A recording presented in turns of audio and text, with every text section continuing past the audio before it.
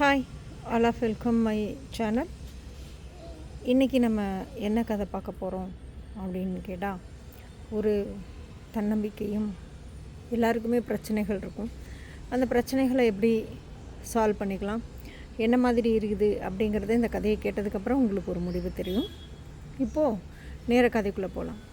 ஒரு பாட்டி இருக்காங்க. அந்த பாட்டிக்கு 2 பேரன் இருக்காங்க. அந்த 2 பேரனுங்களும் சொந்தமாக கடை வச்சு, மரக்கடை வச்சு வேலை செஞ்சு அதில் சந்தோஷமாக 3 பேர் வாழ்ந்துட்டுருக்காங்க. இப்படி நல்லபடியாக போயிட்டுருக்கும்போது ஒரு நாள் என்ன ஆகுதுன்னா, இவங்க வச்சுருந்த அந்த மரக்கடை எரிஞ்சு போயிடுது தீயில். அப்போது அந்த 2 பேர பசங்களும் ரொம்ப இடிஞ்சு போயிடுறாங்க. சாப்பிடவே மாட்டேங்கிறாங்க. பாட்டி எவ்வளவோ சொல்கிறாங்க, இது ஒரு விஷயமே இல்லை, விடுங்க, பரவாயில்ல, திருப்பி மேலே வரலாம், வந்துடலாம், கவலைப்படாதீங்க அப்படின்னு சொல்கிறாங்க. ஆனால் பேர பசங்களுக்கு அது சாட்டிஸ்ஃபைடாகவே இல்லை. ரொம்ப தோண்டு போயிடுறாங்க, ரொம்ப கஷ்டப்படுறாங்க. அப்போது என்ன ஆச்சரியம்னா, பாட்டி சமாதானம் பண்ணி சாப்பிட கூட்டிகிட்டு உட்கார வைக்கிறாங்க. அப்பையும் அந்த பேர பசங்க பாட்டி சொல்லிட்டாங்களேன்னு சாப்பாட்டில் கை வச்சாலும் 2 பேருக்கும் என்னவோ மனசில் சாப்பிட்றதுக்கு ஐடியாவே வரலை. அப்படி இருக்கிற பட்சத்தில் பாட்டி என்ன யோசித்தாங்கன்னா, சரி, நான் உங்களுக்கு இப்போ ஒன்று கொண்டு வந்து தரேன் அப்படின்னு சொல்லிட்டு நேராக உள்ளே போய் ஒரு பை எடுத்துகிட்டு வராங்க. அதை ஓப்பன் பண்ணால் உள்ளே ஒரு பாக்ஸ் இருக்குது. அந்த பாக்ஸை ஓப்பன் பண்ணி பார்த்தா ஒரு பெரிய கல் இருக்குது. அதை பார்த்தோன்னே பிரகாசமாயிடுது. ஏன்னா அது வைரக்கல். யாருக்கு அவ்வளோ விலை மதிக்க முடியாத ஒரு வைரக்கல், அதுவும் இந்த குடிசை வீட்டில் இவ்வளோ நாளாக பாட்டிக்கிட்டே இருந்திருக்கு. பாட்டி ஏன் இதை பற்றி நம்மக்கிட்ட சொல்லவே இல்லை அப்படின்னு 2 பசங்களும் ஆச்சரியமாக பார்க்குறாங்க. அப்போ பாட்டி சொல்கிறாங்க, இது எப்படி பாட்டி உங்கள் கைக்கு வந்தது? இது நம்மளது தான், இது நம்மளது தான், இது நம்மளோடது தான், உங்களுக்கு அதில் எந்த சந்தேகமும் வேணான்னு பாட்டி சொல்கிறாங்க. நம்பவே முடியலை. 2 பேரும் ஆச்சரியமாக பாட்டியை பார்க்குறாங்க. அப்போ பாட்டி சொல்கிறாங்க, இது 40 வருஷத்துக்கு முன்னாடி நடந்த கதை, இன்றைக்கி நேற்று இல்லை, இது 40 வருஷமாக நான் பாதுகாக்கிறேன்னு. உடனே இன்னும் ஆச்சரியம், எப்படி அப்படின்னு. அப்போ அந்த பாட்டி சொல்கிறாங்க, 40 வருஷம்னா அவங்க ஒரு 20 வயசாக இருக்கும்போது கல்யாணம் ஆகிட்டு அவங்க ஊருக்கு அந்த சத்திரம்லாம் நடத்துவாங்களே, இப்போ ஹோட்டல் இருக்குல்ல, அது மாதிரி அந்த காலத்தில் ஊர் விட்டு ஊர் போய் தங்கினாங்கன்னா அந்த சத்திரம் மாதிரி வீடு மாதிரி வச்சுருப்பாங்க. காசு நிறைய கொடுத்தா தனியாக ரூம் கொடுப்பாங்க, இல்லைன்னா எல்லோரும் ஹாலில் படுத்து தூங்குற மாதிரி, அதுக்கு பேர் சத்திரம்னு வச்சுருப்பாங்க. அந்த சத்திரத்தை நடத்திட்டு இருந்தாங்க இவங்களும் இவங்களோட கணவரும். இப்படி இருக்கிற ஒரு நாள் ஒரு வியாபாரி நைட்டில் கதவை தட்டுறாரு. அப்போது இவங்க பயந்துக்கிட்டே போய் கதவை திறக்கிறாங்க. அங்கே ரொம்ப காயமடைஞ்சு ரொம்ப கஷ்டத்தோடு ஒருத்தர் நிற்கிறாரு, என்னை எப்படியாச்சும் காப்பாற்றிடுங்க அப்படின்னு. பாட்டி கொஞ்சம் கூட யோசிக்காமல் உள்ளே கூப்பிட்டு அவங்களுக்கு ட்ரீட்மெண்ட் பண்ணி பார்த்துக்கிறாங்க. அவங்களுக்கு ட்ரெஸ் துவச்சி போடுறது எல்லா வேலையும் பார்க்குறாங்க. இப்படியே ஒரு 3 மாதம் போயிடுது. அந்த 3 மாதத்தில் அவங்களுக்கு என்ன ஆகுதுன்னா, உடம்பு சரியானதுக்கப்புறம் அந்த வியாபாரி என்ன யோசிக்கிறாரு அப்படின்னா, நம்மளை இந்த அளவுக்கு உயிரை காப்பாற்றின இந்த பொண்ணுக்கு நம்ம ஏதாவது விலை உயர்ந்த ஒரு பொருள் கொடுத்துட்டு போகணும் அப்படின்னு அவர் யோசிக்கிறார். அப்போ அவர் முடிவாக அவர் கையில் இருந்து இந்த பையை எடுத்து, இந்த வைரப்பையை எடுத்து அவங்க கையில் கொடுத்துட்டு சொல்கிறாரு, நான் என்னுடைய வாழ்க்கையில் 2 தேவதைகளை பார்த்தேன். ஒன்று, நான் வியாபாரத்துக்காக ஒரு காட்டுக்குள்ளே போனேன். அந்த காட்டுக்குள்ளே போகும்போது ஒரு தேவதை இதை எனக்கு பரிசாக கொடுத்தாங்க. வியாபாரம் பண்ணிட்டு வரும்போது எனக்கு பரிசாக கொடுத்தாங்க. என்னோட 2வது தேவதை, நீ என்னுடைய உயிரை காப்பாற்றிருக்க, அதனால் அந்த ஃபஸ்ட்டு தேவதை கொடுத்த அந்த வைரத்தை நான் உனக்கு கொடுக்குறேன், நீ வச்சுக்கோ அப்படின்னு சொல்லி கொடுத்தாரு. அதனால் நான் அதை வாங்கிக்கிட்டேன். ஏன் இவ்வளோ நாள் நான் யூஸ் பண்ணல அப்படின்னு பார்த்தா, உன்னுடைய தாத்தாவும், அதாவது என்னோடய ஹஸ்பண்டும் என்னுடைய பையனும் சூதாட்டம், தண்ணி அடிக்கிறது, இந்த மாதிரி விஷயங்கள்லாம் இருந்ததுனால, பொறுப்பு இல்லாமல் இருந்ததுனால நான் அந்த வைரத்தை கொடுக்கல. கொடுத்துருந்தா அதை விரயம் பண்ணியிருப்பாங்க. ஆனால் நீங்கள் 2 பேருமே, பேர பசங்க 2 பேருமே ரொம்ப ரொம்ப நல்லா பண்ணுறீங்க, வேலை செய்கிறீங்க, ஹார்ட் ஒர்க் பண்ணுறீங்க. இப்போ இடிஞ்சு போயிட்டீங்க. இந்த இடத்துல உங்களுக்கு இது தேவை. அதனால் இந்த வைரக்கல்லை நீங்கள் எடுத்துகிட்டு போய் இதை விற்றுட்டு நீங்கள் நல்ல கடையை பெருசாக போட்டு சம்பாதிங்க. உங்கள் மேலே எனக்கு நம்பிக்கை இருக்குதுன்னு பாட்டி சொல்கிறாங்க. இதை கேட்டவுடனே 2 பேருக்கும் பயங்கர ஆச்சரியம். அதே மாதிரி பாட்டிக்கிட்டேருந்து வாங்கிட்டு போய் அதை நல்ல விலைக்கு விற்றுட்டு அதே ஊரில் பெருசாக கடையை போட்டு நல்லா சம்பாதிக்கிறாங்க. நல்லா சம்பாதிச்சு நல்லா சந்தோஷமாக தான் இருந்துகிட்ருக்காங்க. அப்போது அந்த 2 பேர பசங்களும் பேசிக்கிறாங்க. ஒரு நாள் பாட்டி சொன்னாங்க இல்லையா, அந்த வியாபாரி போனார், ஒரு தேவதை கொடுத்தது அப்படின்னு சொல்லிட்டு. அப்போ அதே மாதிரி நம்மளும் வியாபாரத்துக்காக போனோன்னா அந்த தேவதையை பார்க்கலாம்ல அப்படின்னு சொல்லிட்டு, வா நம்ம பாட்டிக்கிட்ட போய் பேலன்ஸ் கதையும் கேட்போம் அப்படின்னு சொல்லிட்டு போகிறாங்க. அப்போ பாட்டிக்கு எதுவுமே தெரியலை. அவங்க என்ன சொல்கிறாங்கன்னா, நான் அந்த 3 மாதத்தில் அவரோட ட்ரெஸ்ஸெல்லாம் துவைச்சி கொடுத்தேன். அந்த ட்ரெஸ்ஸு துவைச்சி கொடுக்கும்போது அவரோட ட்ரெஸ்ஸில் வந்து ப்ளூ கலரில் பூவாக இருந்தது. இங்கே வந்து நம்ம ஊருக்கு பக்கத்தில் அடர்ந்த காடுகளில் ரொம்ப குறிப்பிட்ட பகுதிகளில் மட்டும்தான் இந்த ப்ளூ கலரில் பூக்கிற மரமெல்லாம் இருக்கும். மித்தபடி பெருசாக நிறைய காட்டில் இது இருக்காது. இது கொஞ்சம் கிடைக்கிறது அபூர்வம்.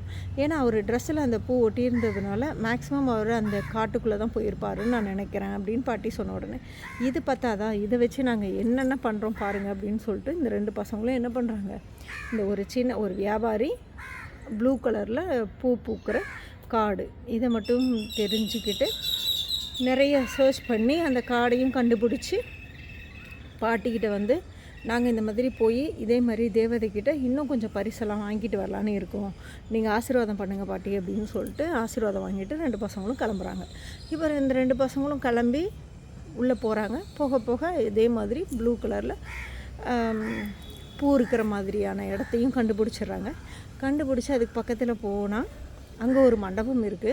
2 பேருக்கும் நடந்த டயர்டு அந்த களைப்பில் என்ன பண்ணுறாங்க, அந்த மண்டபத்தில் போய் படுக்கிறாங்க. அது ஒரு பௌர்ணமி நிலவு, அழகான ஒரு பௌர்ணமி நிலவில் நல்லா அந்த நல்ல ஸ்மெல்லோடு அந்த ப்ளூ கலர் பூவோட அதுக்கு நடுவில் படுத்துருக்கிறது அவங்களுக்கு ரொம்ப ஆனந்தமாக இருந்தது.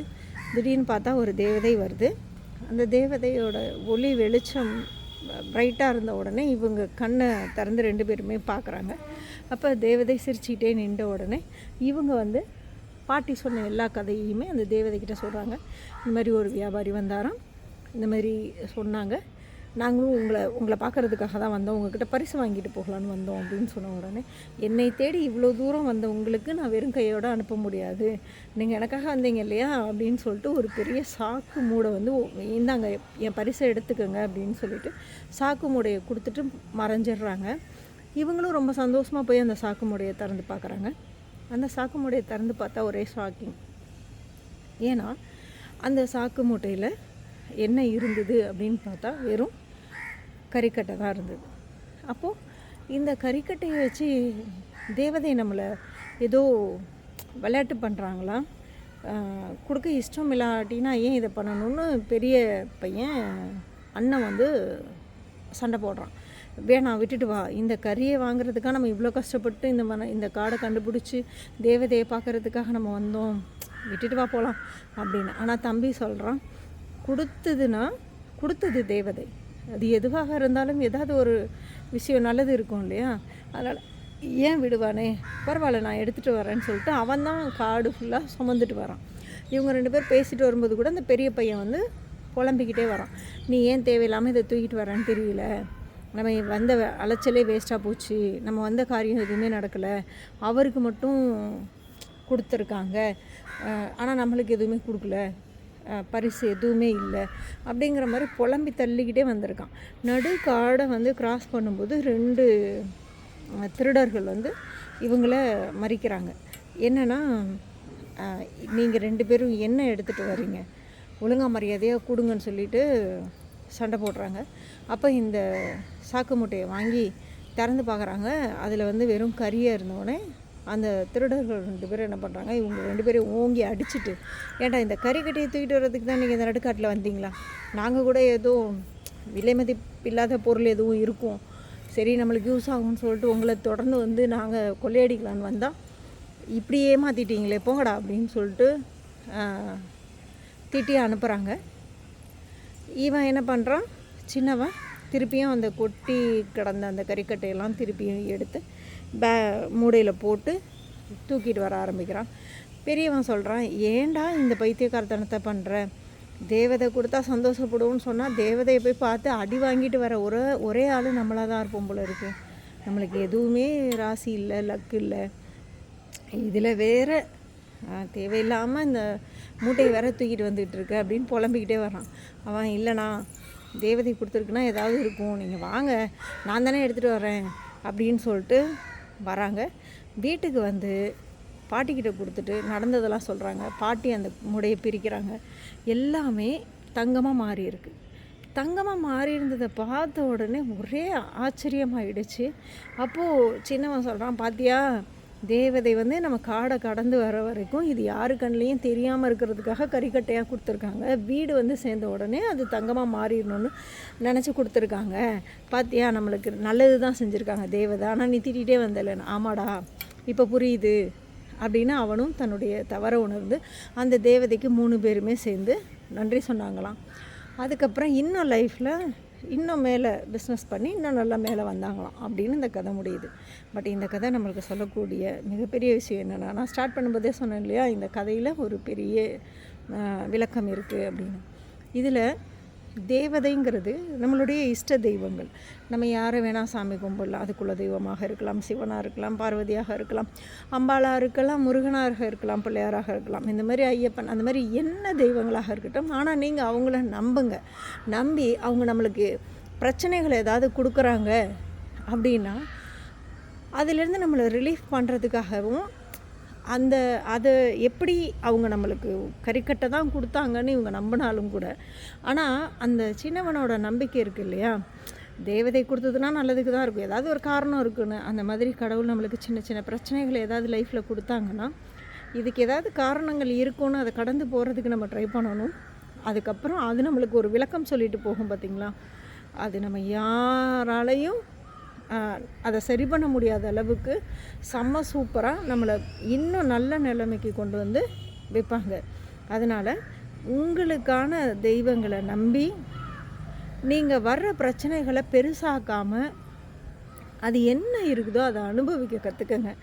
அதை கடந்து போகிறதுக்கு ட்ரை பண்ணுங்கள். அதை விட்டுட்டு அதுக்கு நேர்மாறல நின்று யார் கூடயும் ஃபைட் பண்ணி நம்ம ஜெயிச்சிடலாம், அதை பண்ணலாம் இதை பண்ணலாம்னு நினைக்காதீங்க. ஏன்னா எல்லாத்தையுமே கடவுள் தான் நிர்ணயம் பண்ணுறார், கடவுள் தான் நம்மளை படைக்கிறார். எல்லா விஷயத்தையும் கடவுளோட அனுகிரகத்தில் தான் எல்லாம் நடக்குது. அதனால் இந்த கதையில் வர மாதிரி எல்லாமே கடவுள் மேலே பாரத்தை போட்டுட்டு உங்களுக்கு வர கஷ்டங்கள் எல்லாத்தையும் அங்கே வச்சுட்டு உங்களுடைய கடமைகளை செய்யுங்க. கண்டிப்பாக உங்களை நல்ல வழி காட்டுவார். அவங்களுக்கு எப்படி கோல்டெல்லாம் கிடச்சிதோ அது மாதிரி நம்மளுக்கும் நம்ம லைஃப்பில் நல்ல நல்ல விஷயங்கள்லாம் ஒன் பை ஒன்னாக நடக்க ஆரம்பிக்கும். இந்த ஸ்டோரி உங்களுக்கு ரொம்ப பிடிச்சிருக்கும்னு நினைக்கிறேன். பிடிச்சிருந்தால் லைக் பண்ணுங்கள், ஷேர் பண்ணுங்கள், கமெண்ட் பண்ணுங்கள். முக்கியமாக சப்ஸ்கிரைப் பண்ண மறந்துடாதீங்க. என்னுடைய சேனலை இவ்வளோ நேரம் இருந்து என்னுடைய கதையை கேட்ட எல்லாருக்கும் ரொம்ப ரொம்ப நன்றி. இப்போ உங்களிடமிருந்து விடைபெறுவது உங்கள் ராஜலக்ஷ்மி. இதே மாதிரி வேறொரு கதையோடு உங்களை வந்து மீட் பண்ணுறேன். நன்றி, வணக்கம்.